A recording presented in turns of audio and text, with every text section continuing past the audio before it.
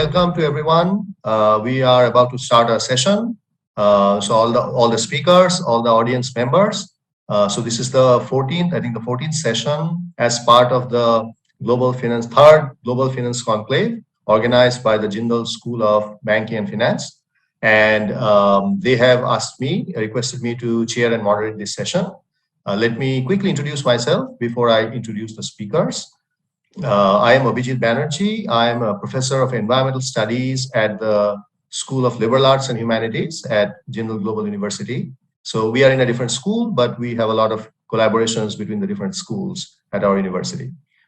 So thanks to the School of Banking and Finance who have invited me to chair this session on a very important topic of climate finance.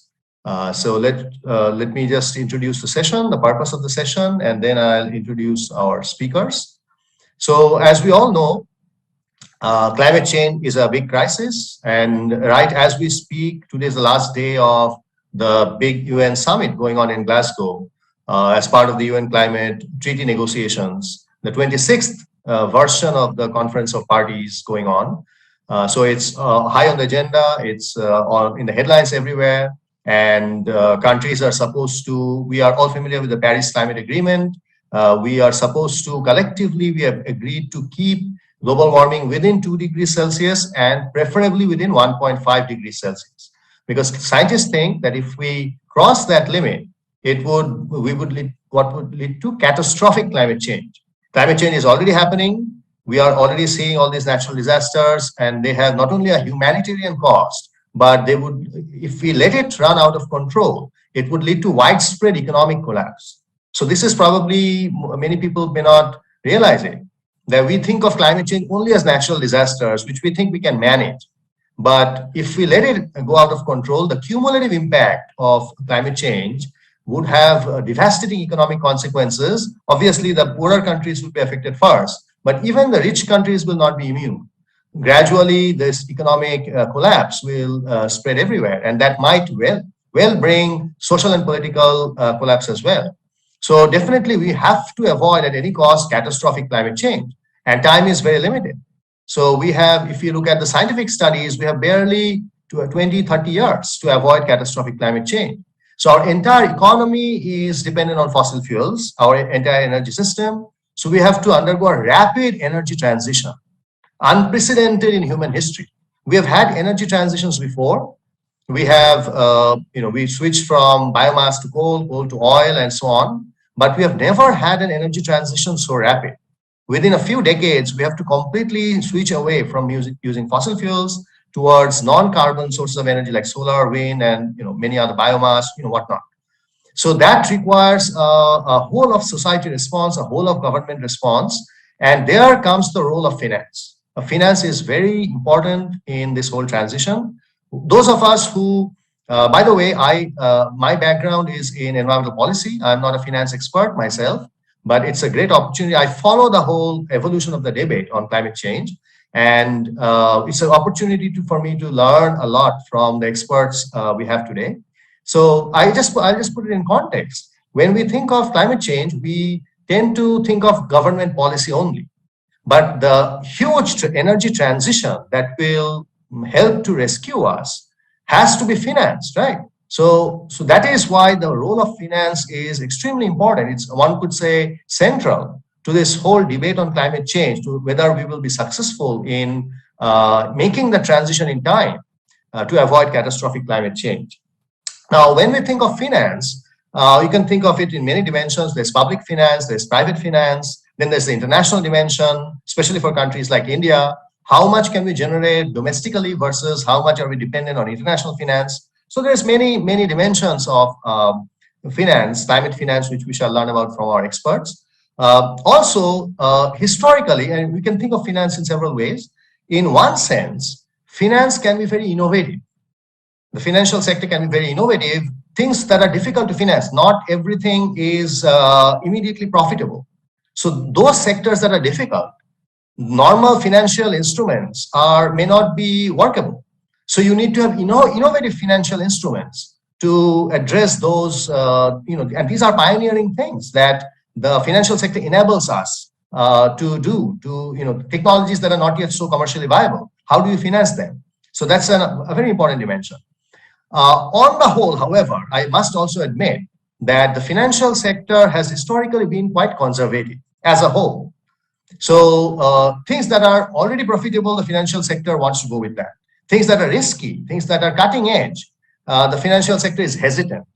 So this is a big challenge for us. How do you move a conservative financial sector towards taking on some of these risky new emerging technologies, which will help us make that energy transition?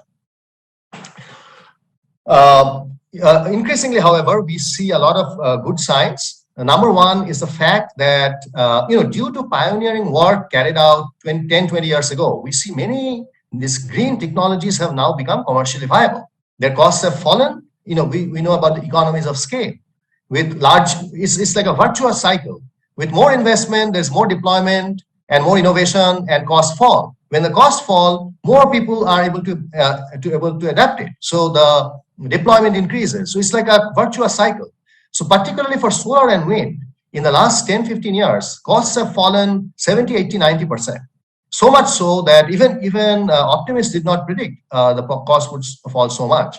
So that's now increasing a wave of investment, and even developing countries can now afford. In many parts of the world, solar is now the cheapest form of energy. It's cheaper than coal, which was unthinkable a couple of decades back. So we see a big push for investments on that front.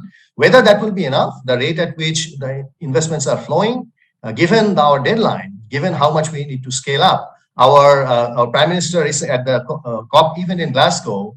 Prime Minister Modi just announced very ambitious targets. India is already a world leader in renewable energy, but we adopted in order to really achieve carbon neutrality, we need much more ambitious targets, and the Prime Minister announced so ambitious targets.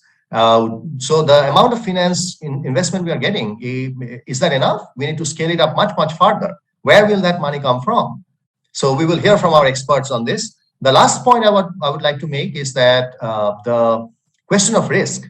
As the understanding of climate change becomes more ingrained, the financial sector is realizing that certain types of industries, certain ways of doing business, whether they're the fossil fuel companies themselves or industries that are dependent on fossil fuels, they're increasingly seen as risky investments. So now if we start taking this risk pricing seriously, then a lot of these industries which were formerly on very solid ground will no longer be on solid, they will be seen as very shaky investments. So if that were to happen, it's a critical switch. If that happens very quickly, then suddenly we would see a dramatic transformation in the entire financial landscape. And what public policy could not achieve with all these years of negotiations can potentially happen very fast with this financial transformation. That said, we cannot understate the role of public policy. Public policy and finance goes hand in hand. We have one speaker who will focus primarily on the importance of public policy. So we have a line of three very speakers who are very prominent in their own right. Let me introduce themselves one by one, and then I'll hand over to the first speaker. I'm pulling up their bios in a minute. Okay.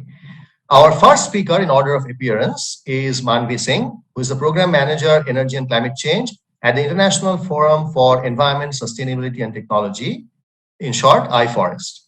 Manvi is an energy policy researcher, currently heading the Energy and Climate Change program at iForest. She has over 12 years of research and advocacy experience in this field, having previously worked with organizations engaged in bilateral technical cooperation, energy policy research, and infrastructure research.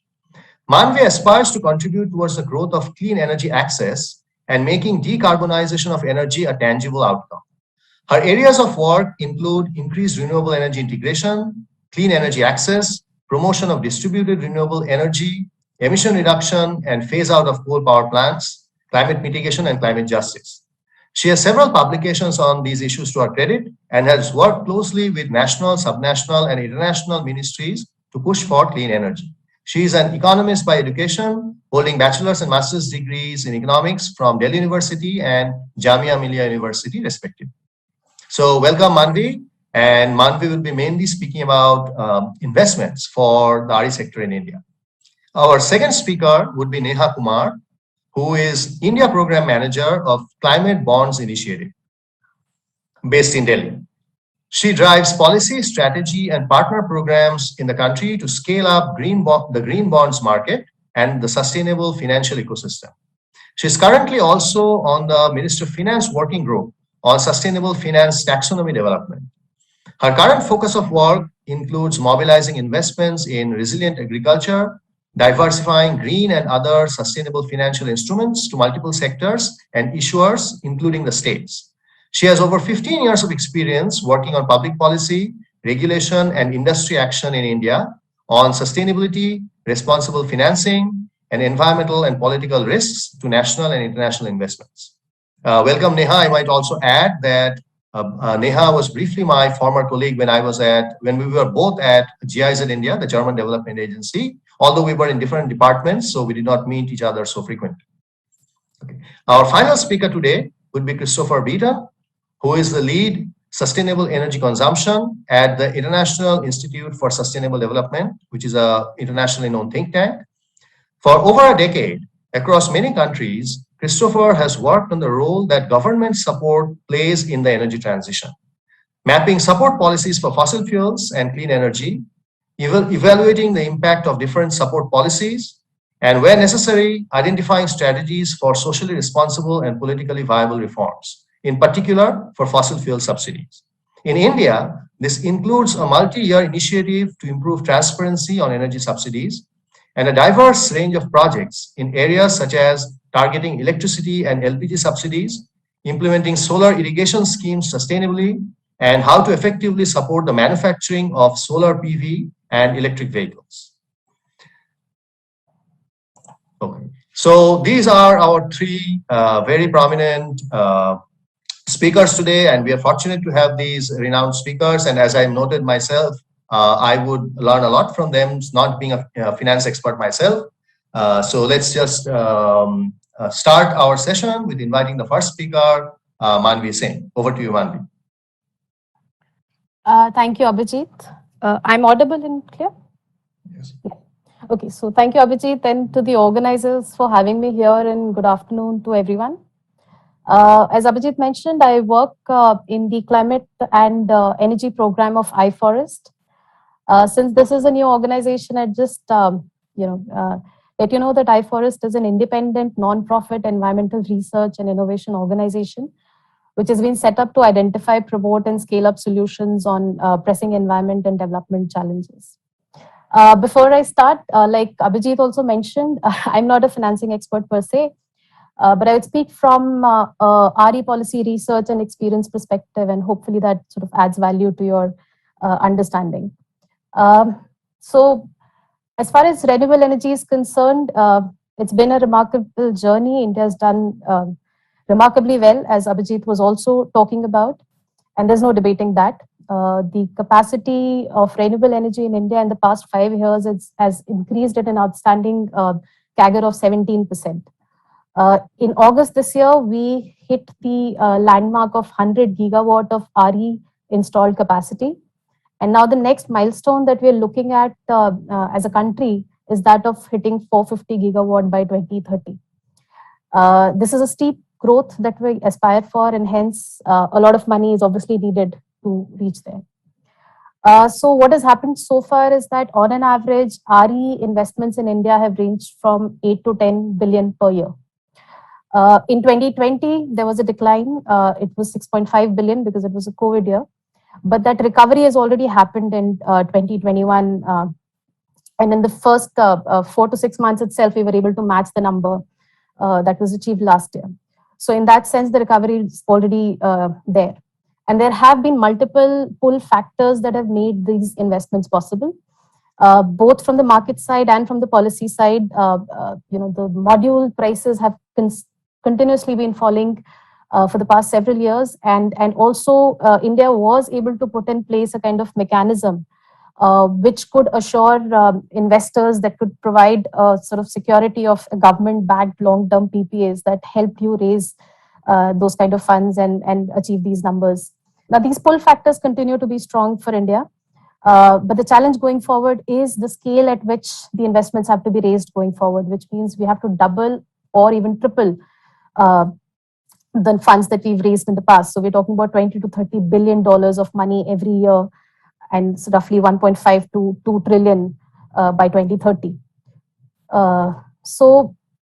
Here we're not just talking about the RE projects themselves per se, but investments need to go into the entire ecosystem that supports increased penetration of RE, which means that you have to invest in your grids, you have to invest in flexibility, storage, etc., which enable that kind of increased variable power source in your system. So that's important to understand that the phase 2 of RE, the second phase of RE growth in India is in some ways difficult in that sense. But the positive news is that in the past decade, sustainable policy and investor effort has already put in place a clean energy ecosystem where multiple stakeholders are involved and who can be and sort of should be built upon. So we're talking about significantly augmenting what is traditionally there as well as creating new avenues. Debt becomes quite crucial because majority of RE funding, about 70 to 80%, is debt. And traditionally, majority of this has come from domestic banks and financial institutions, initially more from the private banks and later from public banks. And then usually these are raised at higher rates and then refinanced. Now here the challenge is the limitation of domestic sources is growing. There is the continued struggle of stressed assets, the NPAs, and relatively lower appetite towards less established segments. Also, the non-bank domestic debt sources are limited. The corporate bond market is quite shallow, and then the domestic institutional financing is also lacking. So a lot of reforms are needed at this end. We have heard the government recently clearing a guarantee scheme of 30,600 crores to resolve the NPA, which is amounting to about 2 lakh crores at this point. So those kind of efforts from the government sides are happening, but more financial innovation is also needed in the domestic sort of bond markets to stimulate that avenue. I think Neha might talk about that in greater detail. But a viable alternative, which is gaining significance for you to reach the 450 gigawatt scenario, is tapping into foreign lenders and the global bond market. We see that already happening in the transactions that are taking shape for the past 2-3 years. On the equity front, also, again, quite a diverse set of resources are expected to play an important role.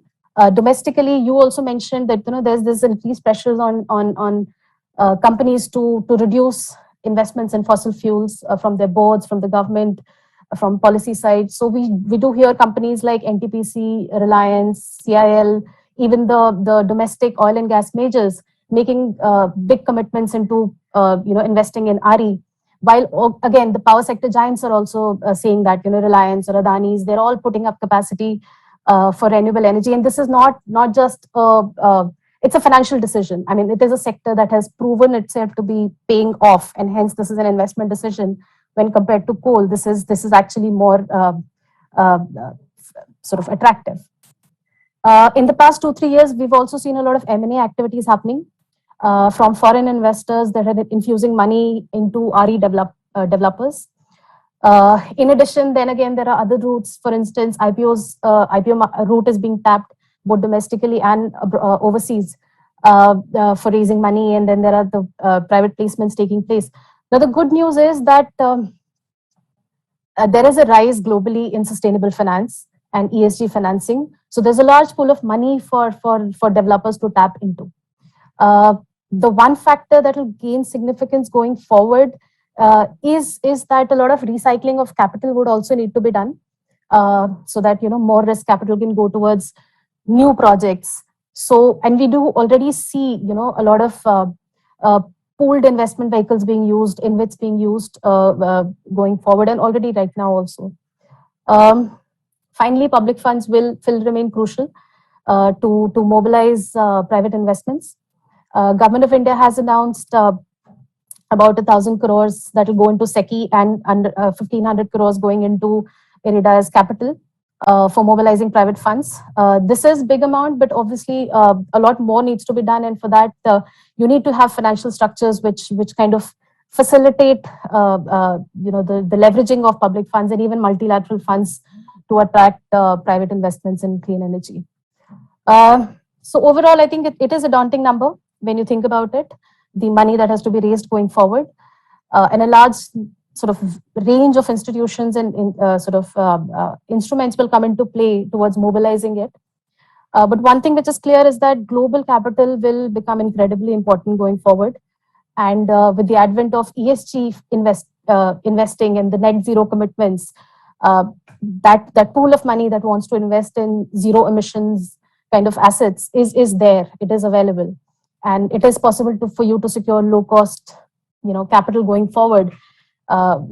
It's just that the onus is on policymakers and developers to ensure that the frameworks are in place that are able to mobilize these funds, and also the pull factors that I mentioned are kept strong, which means that you need to have demand creation for domestic power. You need to ensure that the contractual sanctity of your PPAs is maintained, and those tendering gaps and those disputes are minimized, and most importantly, those payment delays are taken care of.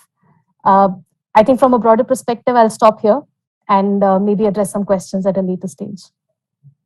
Over to you, Abhijit. Yes, thank you very much, Madhvi, outlining in a small, it's 8-9 minutes, capturing the diversity of problems related to investment and financial risks in our RE sector. Could you elaborate before we'll look at questions? I will ask the audience to put questions on their YouTube. They're on live on YouTube. There's a chat box. You can put your questions for each of the speakers, and our moderators will share the questions with us. But before we move on to the next speaker, if you would, I ask you to elaborate slightly one point, this question of payment delays or we have a solar developer who is not getting paid, and someone has invested in a solar development, but our DISCOMs are not paying them timely, which adds to their potential financial solvency, and that is kind of hurting potential future investment, even though the economics of solar is very attractive. But if they're not getting paid on time because the DISCOMs have financial problems, how do you solve? Is the government trying to solve this problem? Because to my mind, this would be a big part of at least for the solar energy sector. Yes. Yeah, Abhijit, that is in fact the crucial point. I think the health of the health of DISCOMs is something which can jeopardize not just solar, all of RE, all of power sector. In fact, it's at that stage.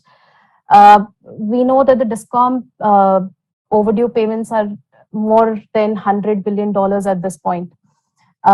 So that's very crucial, and that's very fundamental to power sector. Any kind of intervention that we're talking about.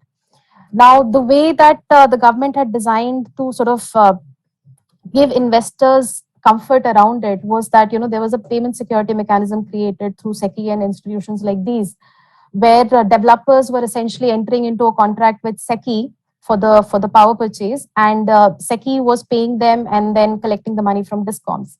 Now, what has happened is that over time, as the capacity put up through these institutions like SECI has increased, the payments that they're making to IPPs are also increasing. It has in fact tripled in the past 3-4 years. We're talking about rupees 100 billion of payment going through SECI to IPPs. Now, if SECI is not able to get that money from DISCOMs, then that's a fundamental challenge. So it has a limit. That growth model itself has a limit, and then it will ultimately fall back on taxpayers, and then it's again a bailout in the making. So the whole question of power sector reforms from the distribution sides remains very fundamental to this conversation. And more than financing being a challenge, I think this is a bigger challenge that will need to be resolved from the government's side. So yeah, so this challenge there's no denying how big this issue is. Yeah. Thank you, Madhvi. So Madhvi has captured some of the major challenges and obstacles in Indian market for renewable energy investment. both from whether it's from the banking sector, the health of the electricity distribution sector, and policy challenges as well. So we have developed a good understanding of the challenges related to investment. Now we have a few more questions. We'll come back during the Q&A session, but it's time to move on to our next speaker, Neha. Neha will be speaking about some innovative financial instruments, climate bonds, which can potentially be transformative. So let's hear about these potentially innovative financial instruments and maybe the experience in India as well as experience in other countries. Over to you, Neha. Thank you, Abhijit, and good to be here with you, Manvi and Christopher. So yes, your question about instruments in specific, I mean, right now, as Manvi set the context that she spoke about RE, but, you know, taken in broader set of things, the entire climate finance, the kind of sectors that need support, that need a lot of financing, means that we will have to unlock and unleash finance from wherever it is possible to do. So that is the first thing. And, you know, she explained about RE. And if you look at some broader kind of figures, everybody knows them, but it is always good to sort of drill the point home that the pace and severity of extreme events is already causing a lot of economic costs to India. WMO, World Meteorological Organization, estimated that we spent about $87 billion in 2020 alone on you know, because on the account of droughts and cyclones and floods. IMF predicts that if we are not, if the emissions keep on rising, then our GDP may actually fall by 10% by 2100. So in terms of climate's impact on, as they say, lives and livelihoods and economy is immense. So she mentioned that you know, we will have to treble our renewable energy you know, investments. They were happening, but they did plateau out, you know, since 2017 onwards. So, but also I just also wanted to bring the focus a little bit back to these mitigation and adaptation also, because you need financing, because India is already reeling under immense climate impact. So while most of finance has been flowing to mitigation, adaptation, which is a crying need for a country like India, whose more than half of the population depends upon a sector like agriculture, you know, this financing, whether it is through grants, whether it is through market, is extremely, extremely important. Now, why is green bonds important in this context, and what are these green bonds? So let's just, you know, spend a little bit of time and say green bonds 101, since I gather that a lot of our audience will be young students. So let's just conceptually dive into it a little bit. And why is it, say, a preferred source of financing? The bond markets. I'm not talking about only green bonds, but basically why bond markets need to be unlocked for climate action. So there is, when you look at bank loans, which immediately go into, say, project financing, etc., there is an inherent asset liability mismatch. You know, so the kind of long tenure that is required for infrastructure projects is more amenable to bond financing. And then when you are tapping the bond markets, you're basically getting access to much more diverse set of investors, unlike a bank loan. Then, so green bonds are basically just like any other bond, a vanilla bond, but with green features. And what does that mean? The main thing that why green bonds actually became popular was that the structure was not very difficult to understand. People who were raising money from the market knew how bonds worked. But what was the green feature? The green feature is that you raise the money with a transparent intent, with a very, very stated intent that this money will go to green green projects or sustainable projects or environmentally sound projects. And then you have to report that you deployed those use of proceeds to that project. Now that actually turned the switch in the market, because it was, in a way, something that comforted investors, that if I am looking to put my money in a green project, a, a labeled green project, and preferably a certified green project, will give them a little bit of, say, pre-due diligence comfort that the money that is being raised will be deployed for the stated purpose. And that particular aspect, I think that has caught on over a period of time. So if you look at just 2021 figures global, okay, we are talking about globally about the global bond market size is nearly about 120 trillion dollars, okay, and so the green bond market within that is a very, very small universe still, but it is an extremely fast expanding universe.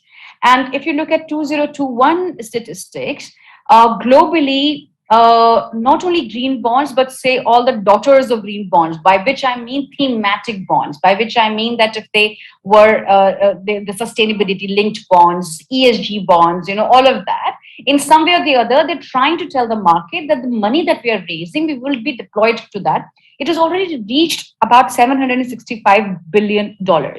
So it is tipped to reach about $1 trillion, by 2023. So that is, if that kind of, it was just about $1 billion or so when it started 10 years ago. It is that kind of surge in the investment universe you're seeing within a period of 10 years and not more. Look at India, what has happened. So in 2015 was our first green bond. Okay. By the time we were in 2020, we had issued about 11 billion worth of green bonds. And in 1 year alone, which was last year, we issued another 9 billion worth of green bonds, plus sustainability linked bonds, and etc.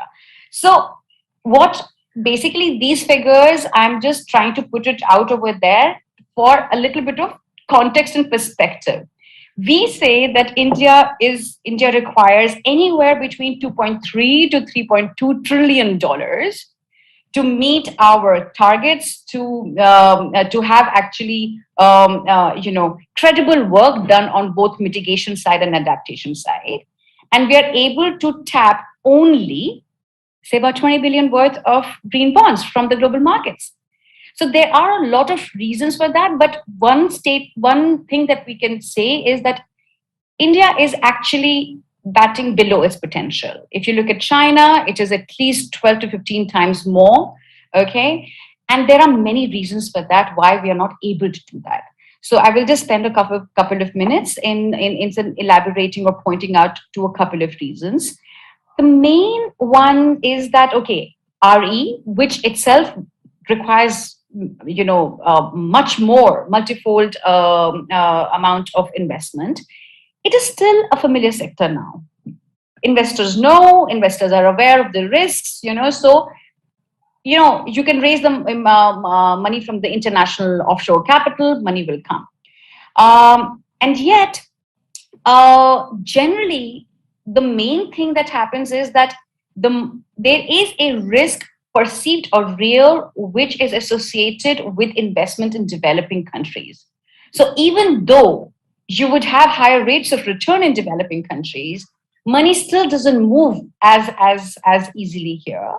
Two, the visibility of our projects is not that great. So while investors are looking for credible projects, we are not able to show the pipeline of projects. So there is a difference between potential and potential that can be converted. And so there you come into the space of whether the project is bankable, investable or not. Mostly, when you raise the money from the market, mostly our bonds would require some kind of credit enhancement. Our ratings will not be, investment grade. So, and the supply of credit enhancement structures is also very limited, within the Indian context. So multiple reasons are there. I mean, I think the first thing that I wanted to place on the table was that bond markets themselves or capital markets themselves are a very, very good and deep source of investment. But Indian capital markets are shallow, as Manvi mentioned. Hence, we have to tap the offshore. Offshore capital markets are, the demand is outstripping supply. Every bond, if you have a credible project, investors will lap it up. Every bond, every green project gets oversubscribed, bond oversubscribed by 3 or 4 times. That kind of investor diversification leads to tighter pricing. All of these benefits do exist, and you will hear more about these benefits, say, from treasuries of issuers, right? So, say for example, in India, Indian Railways, issued a bond in 2017, 500 million USD. And what they told us was that investors who are actually looking for green projects, they're at least about, if they had, say 100 investors which invested in them, about a quarter of them invested in them only because the project was green. So there are just additional reasons that why we are not able to tap. There are no clear definitions as of now in it. So if you're wanting to say that I'm green, you have to not only make yourself visible, but you also have to know how you define yourself as green. So SEBI has introduced green bonds guidelines, but they are so high level categories that you finally have to say that, okay, pure play green, everybody knows solar, wind, it's zero emissions. But what happens in transport? What happens in other sectors? So what now India is doing, and I will close my initial comments here, that like what Manvi mentioned, that of course RE financing requires the kind of push that like nothing seen before. That's the kind of sort of push from all directions we will need. It's basically what we're talking about is an economic restructuring, and then for that economic restructuring, where the finance can flow from, bond markets are a very, very good source, but that's not the only source. One of the initial hurdles on the policy side would be that, can you define your projects as sustainable or green? Then second, are there going to be certain regulatory alignment that will be required so that this market can get a little bit of a fillip? Indian government last year, you mentioned that I am on the Ministry of Finance working group on taxonomy, actually took the bull by its horns. And this is something that we have been really, really pushing for like at least 1.5 decades. But now Government of India is setting a system of definitions in place, which will have clear thresholds, metrics, which will reduce the arbitrariness. And why this is important is that, as Manvi mentioned, and as I'm re-emphasizing, there has to be a lot of cross-border flow of finance. So unless people understand, unless the investors understand that, the definitions are not varied, because if you have multiple sets of definitions, a lot of transaction cost gets, diverted to simply understanding, verifying whether, a project is green or not. So consistency, comparability, interoperability of these definitions or taxonomies is extremely important for cross-border inflow of finance. But by itself, a taxonomy doesn't lead to enhancement of capital flows. It has to be aided by disclosures, because that's when the investors feel more confident. That's when a system actually comes into place.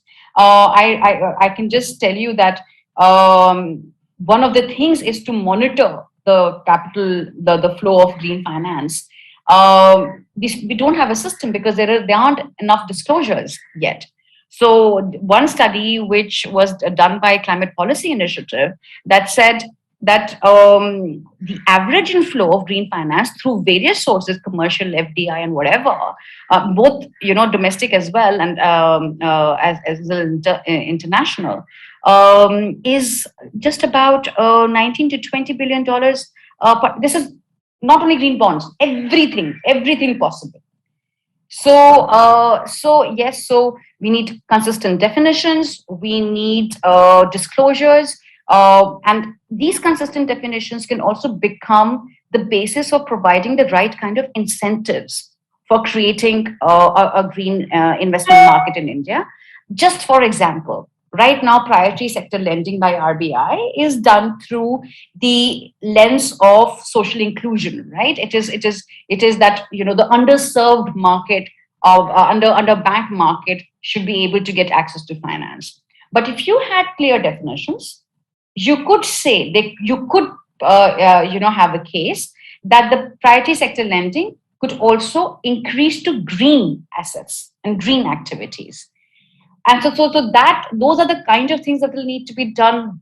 Much higher disclosure on climate risk will have to be done. So overall, the picture is mitigation. Yes, we need more finance. We are nowhere. Neither are we batting up to our potential. Nor so there is much more required over the credit enhancement, guarantee schemes, all of that, combination of that. But I really want to end my opening remark is laying the emphasis on adaptation, resilience. Climate capital markets may not be the first port of call for such investments because they are difficult to quantify. The climate uncertainty is pretty high. That said, you will have to look at the entire spectrum of financing instruments, including public finance, which can perhaps be used to de-risk investments and invite more investments in adaptation. The other opportunity that India should be able to tap is transition finance, because while green is green, there is an entire swath of industry which is trying to move, which is right now brown because it doesn't have those kind of technologies which are economically viable right now. You take cement, you take industry, you take steel, etc. All of that will require investment for us to be able to come close to realizing our net zero ambition, for the ambition to be for the pathway to be much more orderly. There are aspects of social and just transition which are extremely important to this green transition, where investment will have to be guided, whether it's a combination of public or private. That will have to be seen. Capital markets give you that access of tradability, long tenure, a better preferential returns, and that is why they need to be tapped. And I think an what should I say, a sort of a holistic approach to actually developing our corporate bond markets will also be necessary to tap these instruments. Thank you. Okay, Neha, thank you. Neha, gave us a good understanding of not only she started with the bond market, but she went much beyond that. Innovative instruments, but also overall where we are short. A few key takeaways that we are punching well below our weight, as we saw the comparison between India and China, number one. Number two is adaptation. It's very important. It's a great thing that you mentioned it, because most of the investment seems to be focused on adding more RE capacity, new green technology. But countries like India are very vulnerable to disasters already, to say nothing of what is going to happen in the future.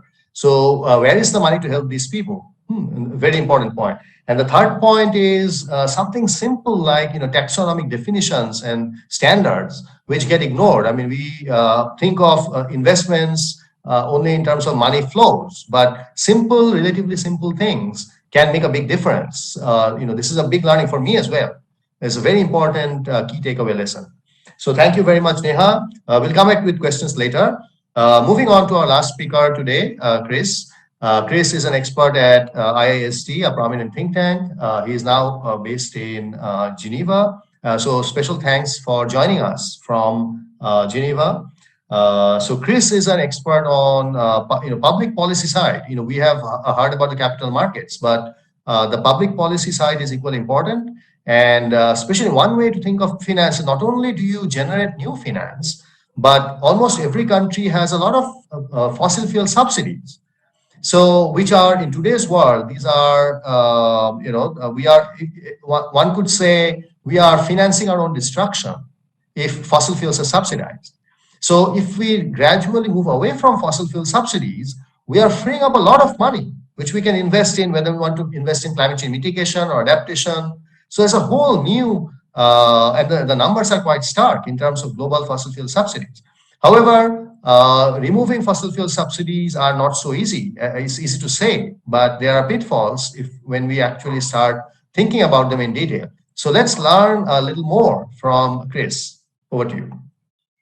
Thanks so much, Abhijit. I'm just going to try and get my screen sharing going because I've got a few slides to support what I'm talking about today. So hopefully you can now see the slides in slideshow view. Okay, great. So yeah, thanks for the excellent introduction. I'm going to chat now about the role of government support for energy and what it can mean for climate change and finance. A lot of my work is focused on the mitigation side. So a lot of what I'll say is on mitigation, but I just wanted to agree with you, Neha. I mean, I think adaptation is absolutely important. So if I don't raise it, it's not because I'm implying it isn't important. It's just because of my own personal expertise. I don't have a huge amount of time. And there's a lot of data we could talk about. So I've just chosen data on India because I thought it would be most interesting for the audience today.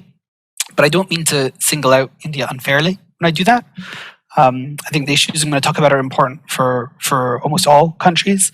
And I do have at least one comparative slide which kind of draws out some detail on this, and we could pick up on the kind of international dimension of some of these things in the discussion if that's interesting.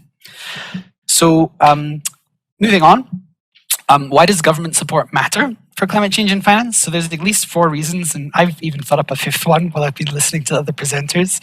So first off, this is on the side of production. So whenever the government helps pay part of the cost for a project that involves energy supply, it helps to reduce the cost that needs to get paid by private actors, which can then increase returns for investors, which can then drive investments into one energy supply or another.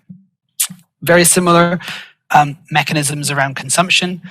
When the government provides support that essentially pays for part of the price, end user price for energy, it reduces the share of the price that private consumers have to pay, and so they're much more likely to consume one energy source or another, and it may also increase the total volume of energy that they consume.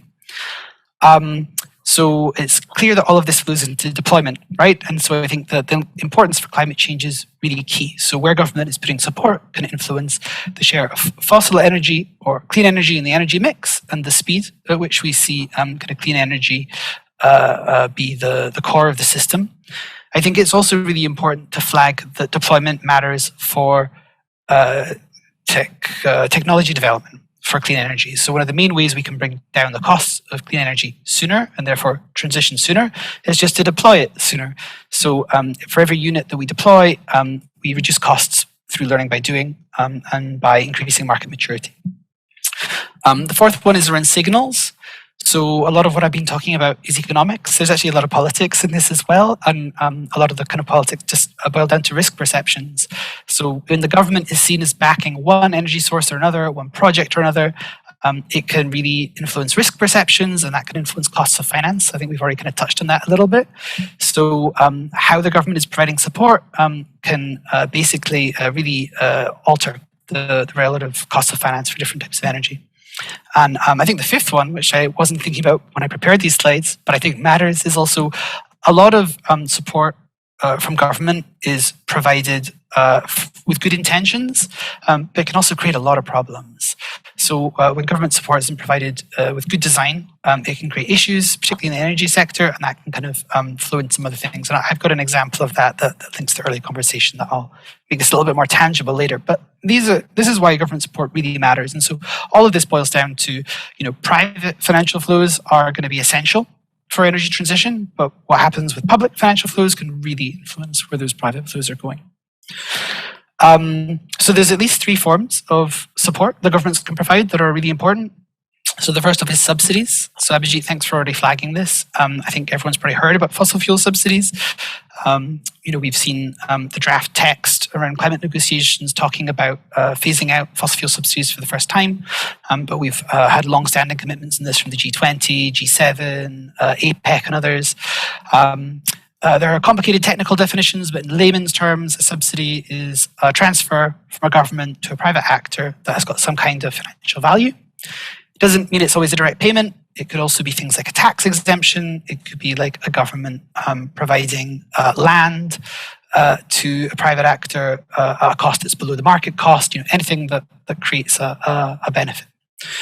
So subsidies are one form. Next up are public firms. So internationally, these are usually referred to as state-owned enterprises, but in India, it's mostly captured by public sector undertakings, PSUs. So particularly in emerging economies, firms like PSUs actually tend to play a huge role in the energy sector, both in supply and in demand. And these are state-owned firms. So even if the way that they're using the resources isn't subsidizing a type of energy, governments tend to have direct control over how these public resources are being used and the types of energy they support. So it matters a lot. Third category is public finance. So this is lending from fully or partly government-owned institutions. This could be subsidized lending. So it could be when a public institution provides a loan at a rate that's below the rate you could get from a private financial institution. It could also just be fully on market terms. But again, at the end of the day, these are public institutions that governments can control. They control, how public resources are being lent and for what purposes. To that extent, it amounts to support when choices are made about where this money should flow. So this is what government support is. Where are things today in India? So my first data slide I'm going to share comes from an initiative that we've been working on for the past few years with CEEW, which is a data transparency exercise to try to from a policy by policy level, identifying all the subsidies for different types of energy in India and seeing kind of how they compare. There is a huge amount that we could try to draw out this graph. I'm going to keep it high level. So you can see on the far right-hand side, we've got the latest available year of full data. This is for FY 2020. This got published in May this year, so there isn't more available data than this that's comprehensive. And you can see around the bottom in grey and blue, we've got support for coal and for oil and gas. And you can see at the very top in yellow and a tiny, tiny sliver of red, renewable energy and electric vehicles. So I think one of the big things to take away from this is just the scale of subsidies for fossil fuels in India are much larger still for fossil energy than for clean energy. So over 9 times. I think another interesting thing to take out is this huge green slab, which is subsidies for transmission and distribution. Now this largely boils down to subsidies for electricity consumption at a state level in India. So this is largely household consumers and agricultural consumers who are buying electricity at a price that's below the cost of supply. I think this is a great example of unintended consequences being an issue. So, we were earlier talking about some of the issues around, DISCOMs find challenges kind of paying, renewable energy plants. These subsidies are a huge cost burden. The amount you see here is just the amount that consists of state transfers. There are also shadow amounts here, which involve cross subsidies and losses, which will actually double the scale of the value you see in the graph. And these all contribute towards some of the financial woes that DISCOMs in the country are facing and create further issues for renewable energy development. So the last kind of just key thing to flag here, I think, is also that although we still see this big absolute volume of support for fossil fuels, it's really important to flag that there has been significant progress in India since 2014. So you can see the volume of support for oil and gas in particular has just really plummeted. To some extent, there are market variables at play here, but there are also big policy decisions. There was the removal of diesel subsidies. There's been the removal of kerosene subsidies. There's been kind of big reforms around LPG.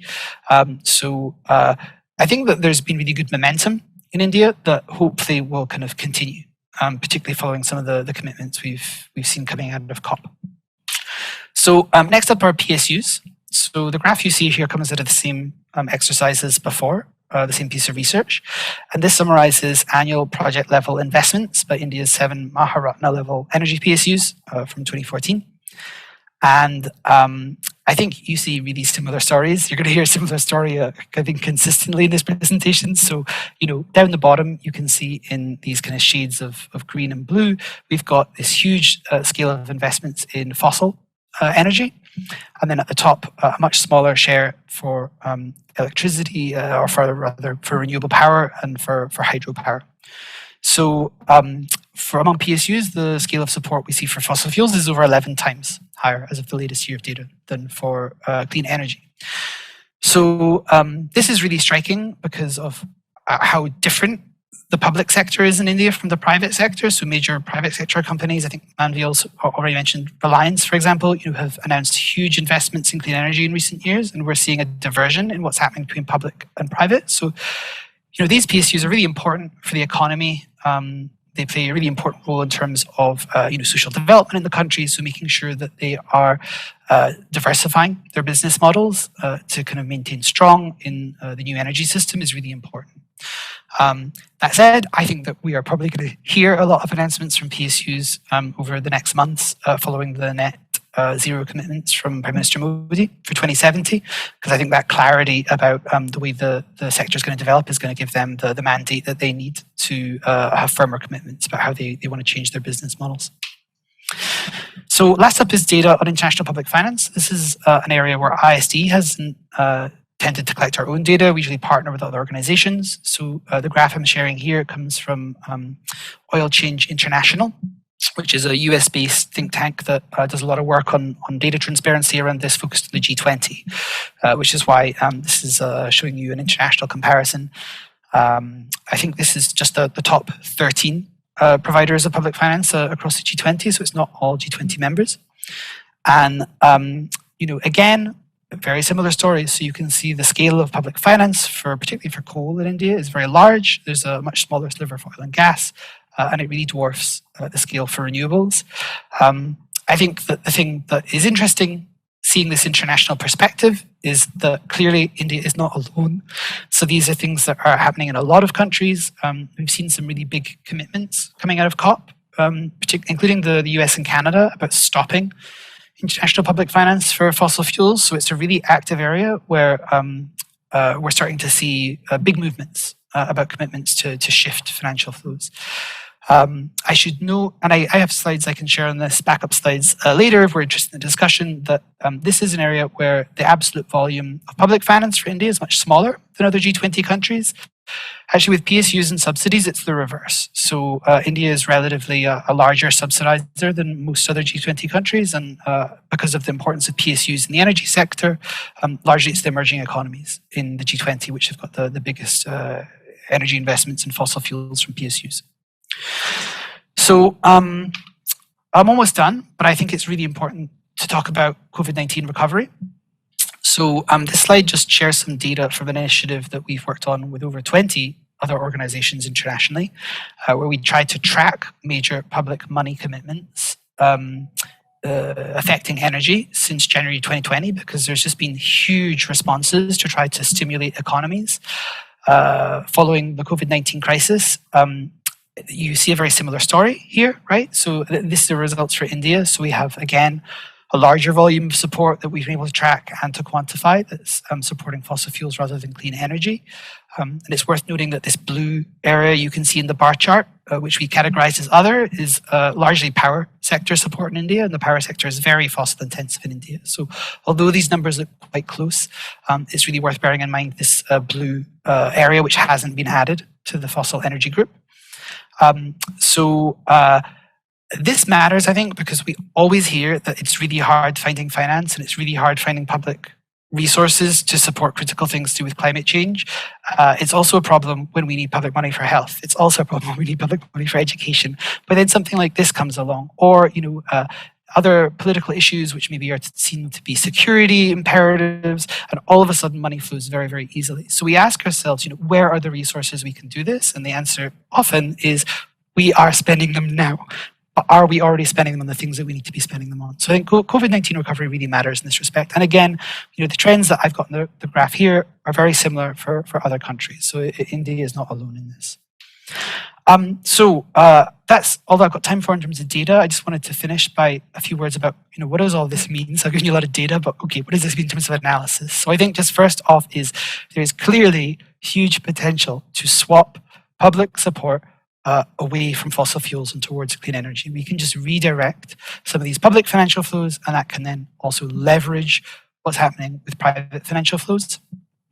A second one is, I think, the importance of kind of targets and vision and transparency. So I think that, things like the 450 gigawatt, I think now as of the COP announcements, 500 gigawatt target for 2030.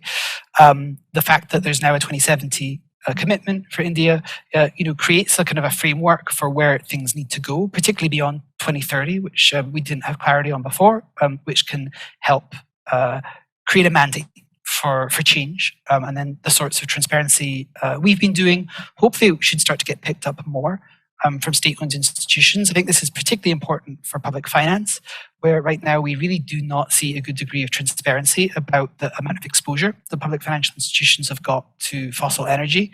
And understanding that, I think, is extremely important for then making sure it's being managed properly, and particularly with stranded asset risks, change is happening in a timely manner. A third one is just to emphasize how important it is to do socially responsible change. It's really easy at a high level to point out these big numbers and to say, oh, we should just swap them. I can tell you from personal experience, it is much harder than this in practice. So any support you are providing to somebody always involves somebody currently being a winner. If you're going to change it, there can be a loser. A lot of subsidies in India are linked to energy access. There can still be really good reasons to change them, but it is really important to make sure that that change is responsible and it's not done in a way that harms people. I think already in discussion, we also kind of essentially mentioned just transition issues. So for example, PSUs, if they're changing their business models, if this has got impacts on communities, on employment, who are affected by coal, making sure that all of this is done in a way that kind of respects the people who are affected and make sure that, poor and vulnerable communities do not lose out from change. And indeed, they should really see whatever change happens improving their lot in life. That cannot be underestimated. I wanted to pick up on the risks of inaction. I think, Neha, you said this as well. I just think it's, whenever we talk about socially responsible change, it's really easy to get lost in the costs of change. We cannot underestimate the costs of just continuing the way things are. I think a big risk for countries like India, which are building their energy systems, is making investments which are going to turn out to be really bad. We already see the non-performing asset problem, the NPA problem involving coal. This is almost a pre-climate problem. So climate, I think, is part of the pressure on this, but the scale that we're seeing already, I think, is much smaller than what we can see in, say, a decade from now.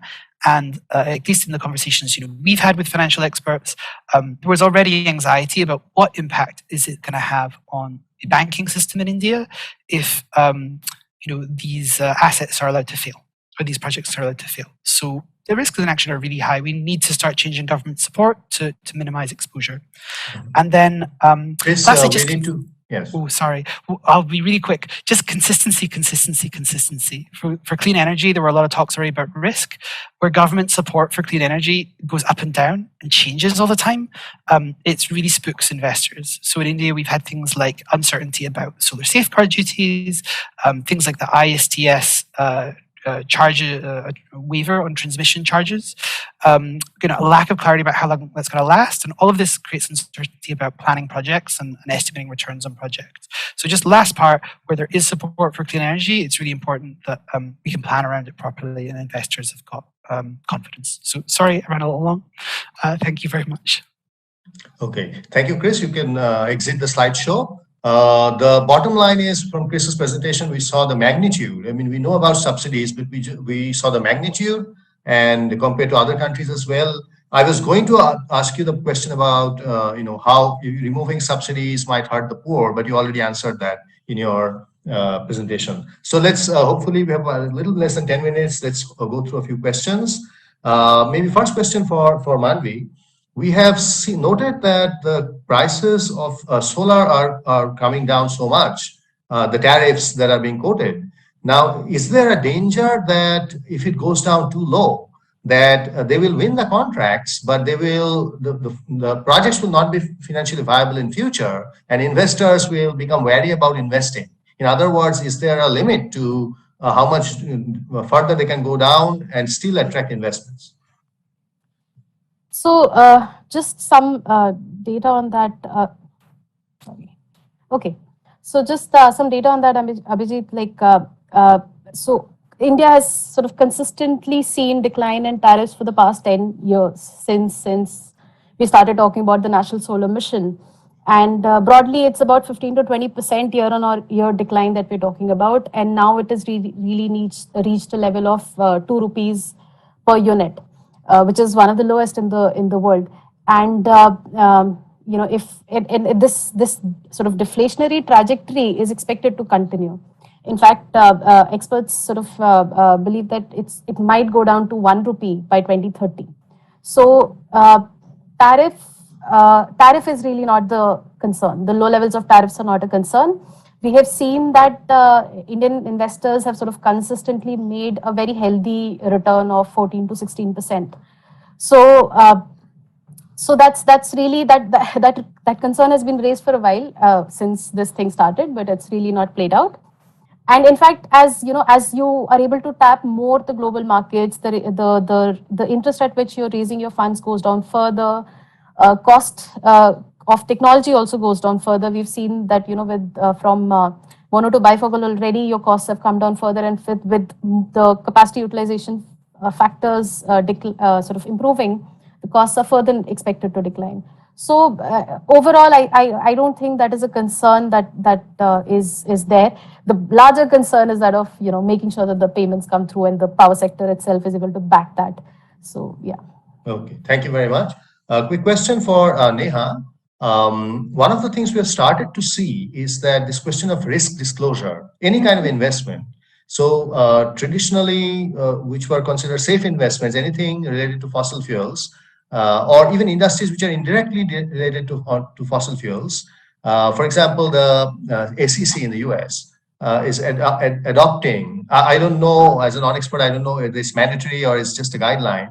If risk related to climate disclosure becomes a formal part, then how significant a role can it play in quickly changing things? And do you see that happening? How soon do you see that happening? Yeah, so it's very important. What you are talking about, Abhijit, is basically climate-related financial risk disclosure. That's what you're basically pointing to. So one thing is that firm to firm, and then as Christopher mentioned, the huge problem of NPAs, etc. It all boils down to certain assets turning stranded. Now, if you look at Indian financial sector, we have done some research on this. Let me just give you the figure. Just give me a moment. So over 10% of bank lending in India is to the power sector. And the research that we have done is that the loans data, the analysis of the loans data suggests that 85% is for energy utilities with fossil fuel exposure. Now, this is the bank's exposure to fossil fuels, right? And but then one would argue, and this is something that we've been also engaging in conversations with the Reserve Bank of India. They're very seized of this particular aspect, So how does this climate risk actually turn itself into the financial risk? So you have physical risk emanating from climate, you have transition risk, you have liability risk. It can convert itself into market risk, credit risk, operational risk for the financial sector. And ultimately, what it turns into is an NPA problem, right? So as far as what you the term for that is a TCFD, climate-related financial disclosures, which are mainly meant for the financial sector to come out with. I think the conversations till now or the evidence in the market is that only 2 banks, these are very reputed front-leading banks, have actually done it on a voluntary basis. Say about 20-25 companies are looking at it on a voluntary basis. There is definitely a sort of a call for it to make it mandatory. RBI is taking a very, informed look at it. It's very much seized with this aspect that it wants financial sector and banks to actually start doing certain climate-related assessments, scenario analysis, etc. Wants to build the capacity so that the transition can be orderly.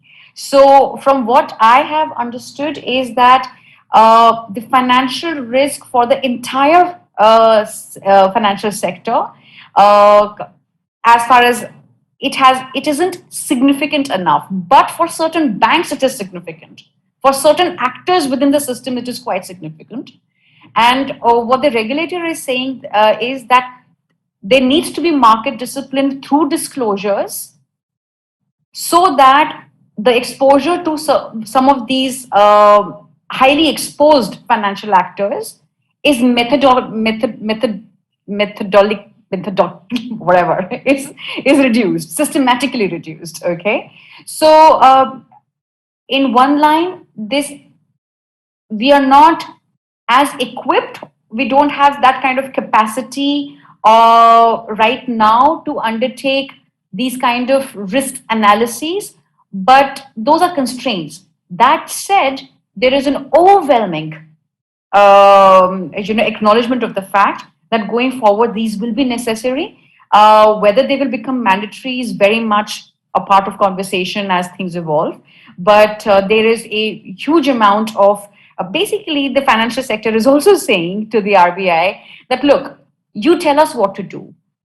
Finally, they respond to a regulation, right? So they said, if you tell us that this is the way you have to go about it, we will do this. But for us to do it on our own, there is capacity constraint, there is awareness constraint, there is a lot of, this is a huge exercise in itself.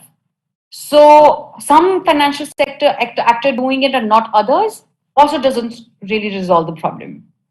Okay, thank you. We have time for one last quick question to Chris. Maybe Chris has Chris has to answer very quickly. We have all discussed a lot about international finance. Developing countries like India need a lot of international finance, whether it is concessional or not. Now, the question can be that countries like India or China, one could argue that the renewable energy is already booming and private investors are already investing. Now, the concessional finance agreed at COP20, COP26, or anything to the UN process, to the World Bank or to the Green Climate Fund, is it more necessary to channel that towards the poorer poorer countries like African countries, while India is doing well on its own? Is that how would you respond to that question? It's a great question. I'm going to be really quick, I promise. So I think that it's really vital for the whole world that China and India manage to transition their energy systems. We just will not manage to constrain climate change without that. And I also think the challenge is huge. It's true the market is booming, but I think the market is booming for phase one of clean energy, which was getting on-grid solar and wind at kind of cost-competitive prices. But the gap between that and net zero is very big. There are huge technological and social challenges that haven't been resolved yet. I think that although both India and China are very large economies in global terms, they also contain huge populations of people who I think are very much in need of assistance. I think that's particularly true when it comes to the side of socially responsible change.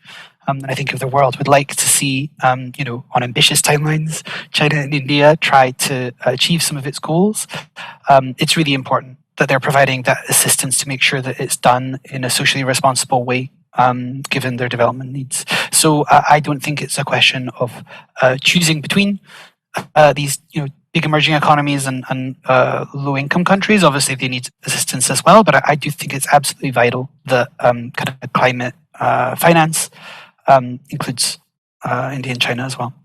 Okay. Thank you, Chris, for the quick response. We are out of time. We have, because the same link is for all the sessions, so we have to end it right away so that the next session can start. I would like to thank, there was some of you mentioned this question of just transition, that this rapid transition that we're doing, it doesn't leave anyone behind. Whether there's a fossil fuel workers who are directly dependent on the fossil fuel industry, or even communities who are dependent on it directly or indirectly. So there's a lot of, if we had more time, we could have delved into that question a lot more in detail. How do you generate finance to make sure that while we have the energy transition, we leave no one behind? That itself is a whole another area of research, and Manvi's organization, iForest, is doing a lot of research on that. So, but unfortunately, we don't have time to discuss that anymore. Let me thank all the speakers who have given their time on a Saturday, especially Chris, who is joining us from a different time zone. And not to mention, the important point that COP is going on. So all of these experts are climate experts, and they are heavily involved in COP-related issues. They have been invited to many seminars and all that, and during this time, and they have agreed to come to our university. So special thanks to them.